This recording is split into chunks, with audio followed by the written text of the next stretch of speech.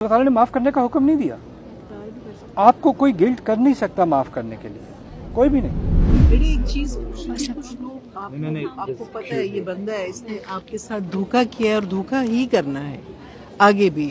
جی. ایک بچی کی شادی ہوئی ہے, اس سے پہلے بچے کو چھوڑ گیا, جو اس کا یوز کر سکا اس عورت کا, نہ پیسہ نہ کچھ اور, پھر بھی وہ معاف کرے اس کو جب اس کو پتہ ہے آگے بھی یہی کچھ ہوگا. معاف کرنے کا مطلب کیا ہے آنٹی جی؟ تو یہی پوچھ رہی ہوں نا. میں یہ کہوں گا آپ سے کہ کسی کو معاف کرنا اس کا تعلق آپ کے جذبات سے ہے, لیکن کسی کے ساتھ کیسے معاملہ کرنا ہے اس کا تعلق معاف کرنے سے نہیں ہے. وہ دو الگ الگ چیزیں ہیں. میں آپ کو اپنے ذاتی ایک بات بتاتا ہوں. میرا ایک ملازم تھا, اس نے میری کمپنی میں کام کرتے ہوئے مجھ سے بہت زیادہ چوری کی, ٹھیک ہے. مجھے کورٹ بھی اس کو لے جانا پڑا. کورٹ لے جانے کے بعد کیس میں جیتا, پیسے ریکور ہوئے, سب کچھ ہوا. بعد میں وہ بہت شرمندہ تھا. آ کے اس نے مجھ سے معافی مانگی. میں نے کہا ہاں میرے بھائی ہو تم, معاف کیا میں نے.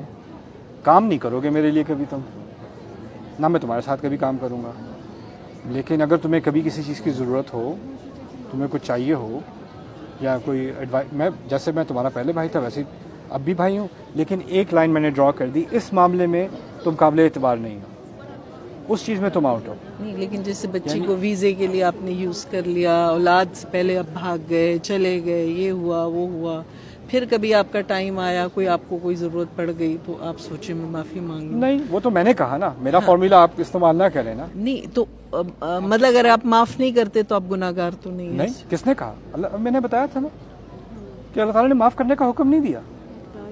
آپ کو کوئی گلٹ کر نہیں سکتا معاف کرنے کے لیے, کوئی بھی نہیں.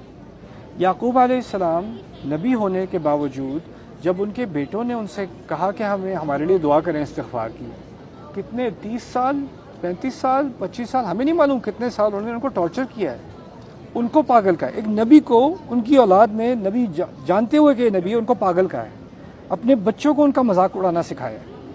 وہ دادا تھے اور ان کے پوتے ان کا مذاق, پوتے پوتیاں ان کا مذاق اڑاتے تھے, ان کی بہویں ان کا مذاق اڑاتی تھیں.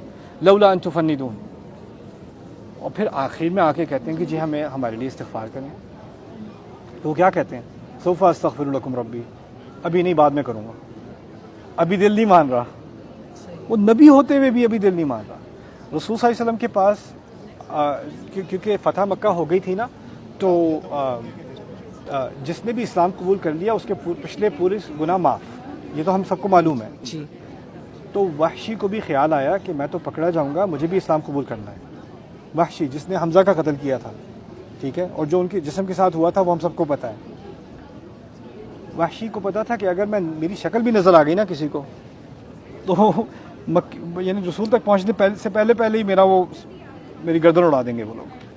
تو اس نے اپنے سر کو چھپا کے, جیسے پگڑی سے چھپاتے ہیں, لائن میں لگ گیا, ایک ایک آ کے جو ہے وہ بیعت کر رہے ہیں رسول صلی اللہ علیہ وسلم. جب رسول صلی اللہ علیہ وسلم کے بالکل سامنے پہنچ گیا تو رسول پہچان گئے.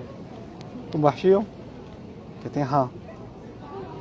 کہتے ہیں کیسے مارا تھا انہیں, بتاؤ مجھے. وہ گھبرا گئے, کیا پوچھ لیا؟ نہیں بتاؤ مجھے.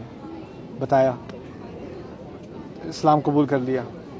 اسلام قبول کیا. رسول صلی اللہ علیہ وسلم کہتے ہیں کہ جو کچھ ہوا وہ اللہ نے معاف کیا, لیکن میں تمہاری شکل نہیں دیکھ سکتا. وہ کہیں دور جا کے کہیں مقیم ہوئے ہو, کیونکہ رسول صلی اللہ علیہ وسلم رسول ہونے کے باوجود پھر بھی انسان تو ہے نا, ان کے جذبات تو ہیں نا. تو معاف کرنے کی حدود ہوتی ہیں, اور پھر اس کے علاوہ معاف کرنا لازمی نہیں ہے. کوئی آپ کو کمپیل نہیں کر سکتا کہ آپ معاف کرو, ایسا نہیں ہے. اللہ نے آفر دی ہے کہ اگر کرو گے تو یہ ہوگا, لیکن جو کرنے میں بھی چانس ہے کہ دوبارہ وہی کچھ ہوگا نا, تو پھر جو قابل اعتبار نہیں ہے وہ نہیں ہے. نہیں ہے. کہتے ہیں نا کہ مومن کبھی بھی ایک ہی اس سے نہیں ڈسا جاتا. بالکل. معاف کرنا اور ہتھیار ڈالنا دو الگ باتیں ہوتی ہیں. بہت چلیں جی, شکریہ.